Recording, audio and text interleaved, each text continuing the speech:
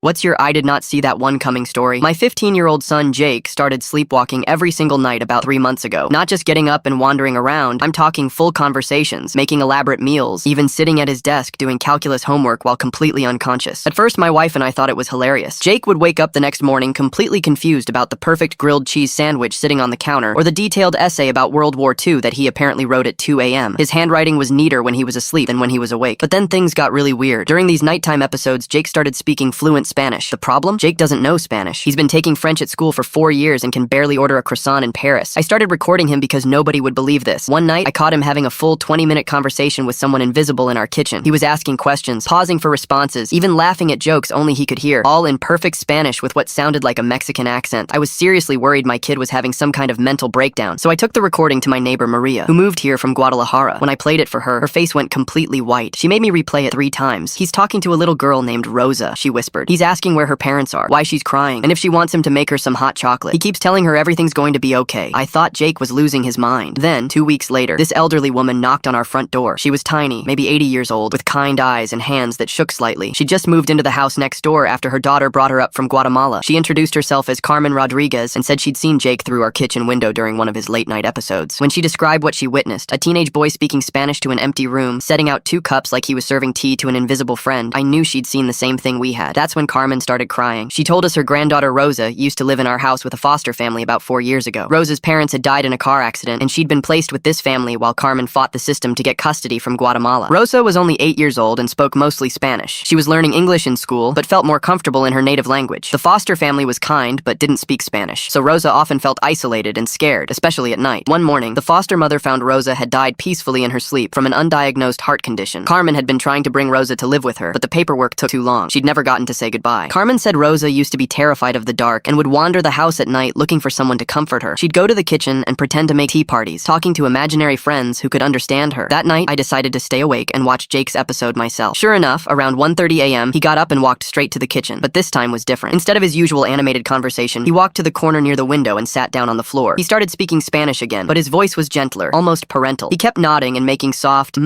sounds, like he was listening carefully to someone. I recorded the entire 15-minute conversation. The next morning, I took it to Carmen. As I played the recording, tears streamed down her face. Her hands were shaking as she translated, "He's telling Rosa that her abuela is here now, that she's been looking for her and loves her very much. He's saying it's okay to stop being scared, that her grandmother will take care of everything now." At the end, he tells her, "You can go home now, pequeña. Your abuela is waiting for you." Jake never sleepwalked again after that night. When I told him what had been happening, he didn't remember any of it, but he said he'd been having these incredibly vivid dreams about a sad little girl who just wanted someone to understand her. Carmen visits us every week now. She says she finally feels like Rosa